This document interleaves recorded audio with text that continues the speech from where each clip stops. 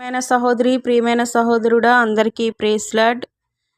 నా అంతరంగములు తెలిసిన దేవా, నా అంతరంగములు తెలిసిన దేవా అని ప్రార్థన చేసుకుందాం. అందరి కోసము ప్రార్థన చేద్దాం.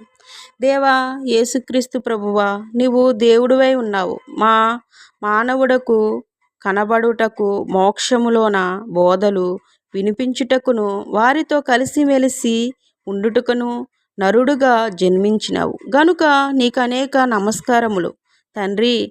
నీవి లోకంలో నున్నప్పుడు ఒకానొక పక్షవాతి రోగి చూచి నీ పాపములు క్షమించబడినవి చెప్పి మొట్టమొదట అతన్ని పాపములు పరిహరించినావు గనుక నీకు స్తోత్రములు. తర్వాత అతను తన జబ్బుని గురించి ఏమీయూ చెప్పుకోనక ముందే అతన్ని ఇంటికి వెళ్ళుమని చెప్పినావు. వెంటనే అతని జబ్బు బాగైనందున సంతోషముతో అతను ఇంటికి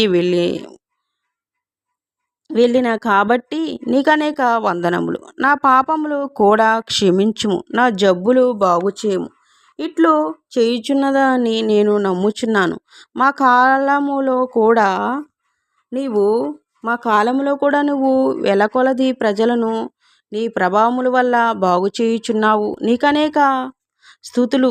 నా శరీరములోని జబ్బులు బాధలు నాకంటే నీకే బాగుగా తెలుసు. పాపమును రోగులను చూచి నువ్వు జాలిపడుదువు, నమ్మిన ఎడల బాగు చేయుదువు. తండ్రి, నీవు పాపములు పరిహరించు వాడవు గనుక నీవు నా ఆత్మ వైద్యుడవు.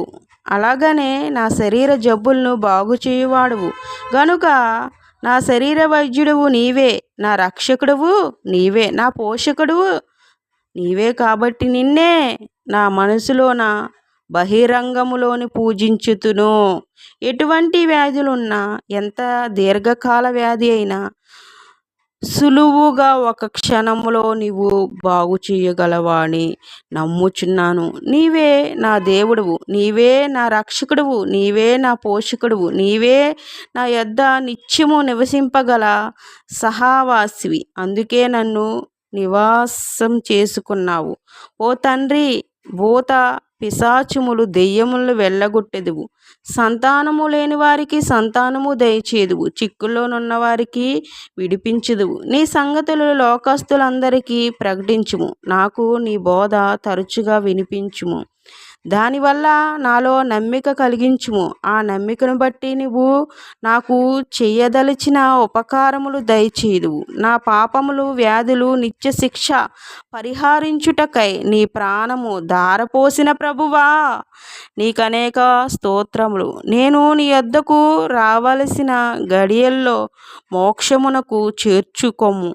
ఇట్లు నువ్వు నాలో కీర్తి నొందుము అని మికిలి వినయముతో వేడుకుంటున్నాను తండ్రి. ఆమేన్. మహిమ, ఘనత, కీర్తి మీకే చెల్లునుగాక. ఇవన్నీ యేసునామములో జరుగునుగాక. యేసునామములో అడిగి వేడుకుంటున్నాము తండ్రి. మహిమ, ఘనత, కీర్తి మీకే చెల్లునుగాక. ఆమేన్. హల్లెలూయా.